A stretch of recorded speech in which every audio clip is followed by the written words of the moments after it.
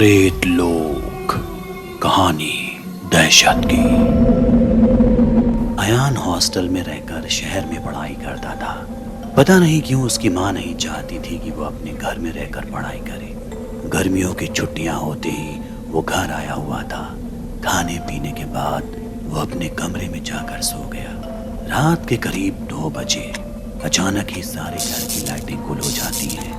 भयंकर गर्मी से अयान इतना परेशान हो जाता है जैसे मानो किसी ने उसे आग की भट्टी में झोंक दिया हो। गर्मी की तपिश से बौखलाया वो अपने घर में ही इधर उधर टहलने लगता है। ये गर्मी उस पर इस कदर हावी थी कि उसे अपने ही घर की 4 दीवारी खंडहर नजर आने लगी।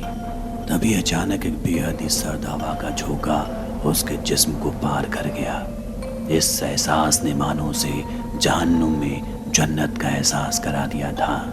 वो अपने कदमों को रोक न पाया और धीरे धीरे उसी तरफ बढ़ने लगा। कुछ ही कदमों का फासला तय कर वो अपनी मरहूम दादी के कमरे के दरवाजे तक जा पहुंचा।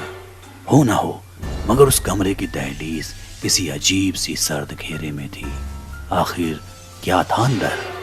इसी ख्याल ने उसे कमरे के अंदर दाखिल होने की हिम्मत दी, लेकिन दरवाजे पर लटका मोटा सा ताला उसकी इस ख्वाहिश को नामुकम्मल करार दे रहा था। एक बार के लिए उसके जहन में उस ताले को तोड़ने का ख्याल भी आया, लेकिन उस पर बंधे उस लाल सुर्ख कपड़े को देख अयान के हाथों में मानो लकवा सा मार गया।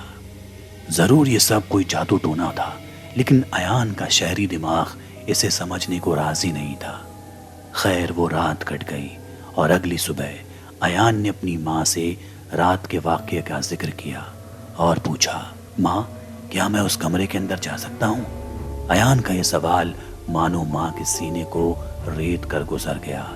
अपने चेहरे पर खौफ और जुबान पर लड़खड़ाते लफ्जों का हजूम लिए उसकी माँ उसे इस हरकत से फासला रखने का मशवरा देती है और कहती है, बेटा चाहे कुछ भी हो जाए, तुझे मेरी कसम तो उस दरवाजे की दहलीज को कभी नहीं लांघना, चाहे आधी रात मैं ही तुझे वहां क्यों ना बुलाऊं। माँ की आंखों में आंसू थे। इस वक्त अयान का कुछ भी पूछना मुनासिब नहीं था।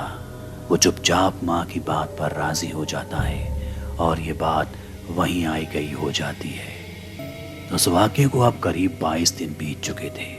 अयान के दिमाग ने भी उस रात की तस्वीरों को काफी हद तक धुंधला कर दिया था। लेकिन फिर एक रोज रात करीब 2 बजे के आसपास अयान की नींद अचानक ही किसी आवाज की वजह से साथ छोड़ देती है। वो उठा और पानी लेने किचन की तरफ बढ़ने लगा।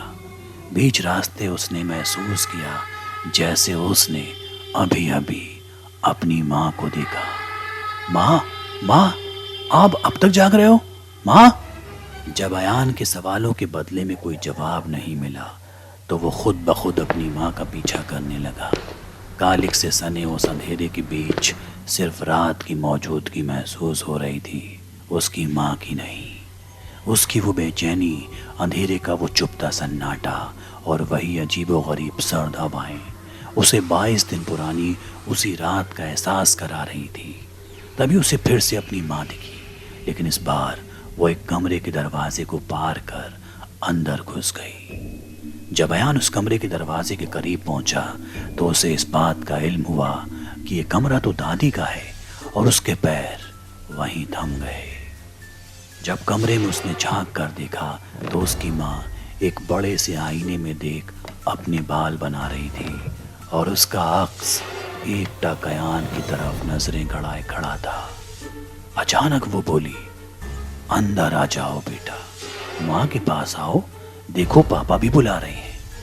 यह सुनकर अयान चौंकते हुए बोला, माँ पापा आप सब यहाँ क्या कर रहे हो? रुको मैं भी आता हूँ।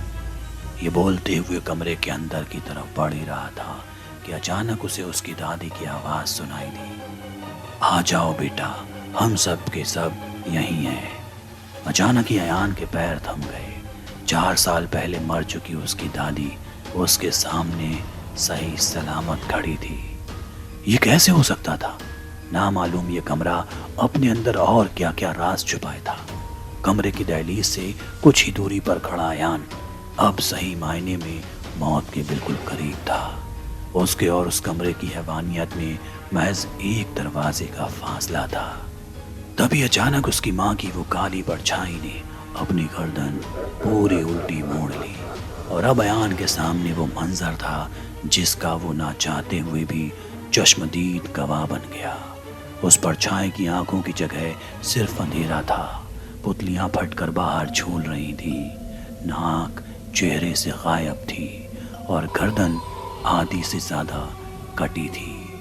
جلی ہوئی چمڑی سے رستے خون کی بدبو ایان کے جسم کو کپا رہی تھی اور بار بار اپنی کرکش بھری اس خوفناک آواز میں ایان کو کمرے کے اندر بلا رہی تھی۔ اچانک اسے محسوس ہوا کہ جیسے اس کے پیر جم گئے ہوں۔ وہ چاہتے ہوئے بھی کمرے سے دور نہیں بھاگ پا رہا تھا۔ اب اس کے پاس ایک ہی راستہ تھا، موت کا راستہ۔ ابھی وہ اپنے ہی خوف میں غرق تھا کہ اچانک اس پرچھائی کے ہاتھ میں ایان کو اپنے پاپا دکھائی دیے۔ وہ درد سے کرا رہے تھے کیونکہ وہ پرچھائی اپنے بڑے بڑے ناخون پاپا کے سینے میں اتار رہی تھی۔ نہ معلوم یہ رات کہاں جا رہی تھی، کون سی دنیا سے روبرو کرا رہی تھی۔ خوف کا ذرہ ذرہ ایان کے جسم کو سکھا رہا تھا، مگر اس کے ہاتھ میں کچھ نہیں تھا۔ تھوڑی ہی دیر میں پتا کے جسم سے نکلتا خون ایان کے پیروں میں پھیل گیا، لیکن باوجود اس کے رات کے آخری چھوڑ تک اس نے اپنی ہمت باندھے رکھی، اور اچانک ہی اگلی صبح کی روشنی اس کے دروازے سے ٹکرائی۔ ایان کی آنکھوں کے سامنے دیکھتے ہی دیکھتے وہ دروازہ بند ہو گیا اور اس پر وہ لال سرخ کپڑا پھر جا لپٹا۔ رات کے اس واقعے نے اب تک ایان کی ہمت کو توڑ کر رکھ دیا۔ جب اگلی صبح اس نے اپنی ماں کو صحیح سلامت اپنی قریب دیکھا تو وہ ان سے جا لپٹا اور ایک ایک واقعہ انہیں تفصیل سے سنانے لگا۔ ماں نے سب کچھ سنا اور پھر اسے اس دروازے کے پیچھے کی حقیقت سے روبرو کرایا۔ اس نے بتایا کہ یہ کمرہ اس کی دادی کا ہے۔ اس کی دادی 4 سال پہلے تک وہیں رہا کرتی تھی۔ ان کی موت کے بعد اسے بند کر دیا گیا تھا کیونکہ اسی کمرے میں وہ کالی ودیا کا پاٹھ کر بھوت پریتوں اور چڑیل ڈائنوں کو خوش کیا کرتی تھی۔ اپنے انتم وقت میں انہیں معلوم تھا کہ ان کے جانے کے بعد یہ پوجا پاٹھ بند ہو جائے گی اور اس کے بعد یہ بری آتمائیں باہر آ جائیں گی۔ اس لیے انہوں نے اس کمرے کو ہمیشہ ہمیشہ کے لیے بند کر دیا۔ لیکن جب ایک رات تم اٹھ کر اس کمرے کے قریب گئے تو ان آتماؤں کو ان کا نیا شکار مل گیا، جسے پانے کے لیے وہ کل رات کسی بھی حد تک گزر گئی۔ لیکن ایان کی ہمت نے ان کے منصوبوں کو کامیاب نہیں ہونے دیا اور ایک بار پھر ان بری شکتیوں کو اسی دروازے کے پیچھے قید رہنا پڑا۔